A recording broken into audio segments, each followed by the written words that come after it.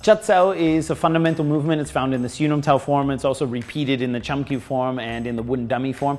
Jat Sau means basically like a shock or a small shock. And the idea is that when you run into somebody's arm, for example, if they're very big, if they're very strong, and you're not able to go through, you can actually use a Jat Sau to help disturb their position or screw up their structure so that you can continue punching. So Jat Sau actually works really good against people who kind of are very tense or very stiff. A real simple example is if you're in a fight, you encounter somebody's arms like this, and he's firing his biceps, he's using a lot of muscle force like this or contractile force.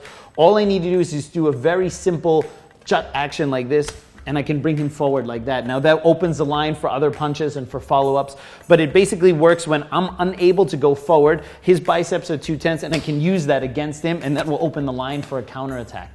Now when you practice the Jat Sau in the Siu Nim Tau form, it's very important that your Jat Sau goes straight down like this, and the force comes from the elbow, not from the wrist.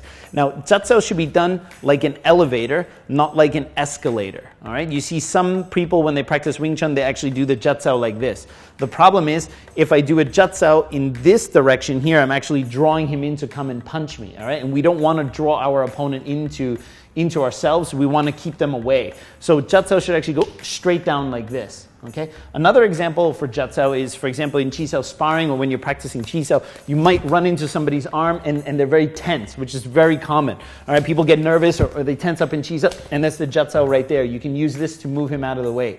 Now, I can use the Jat Sau with a grab. I can use it without a grab. There are many different forms.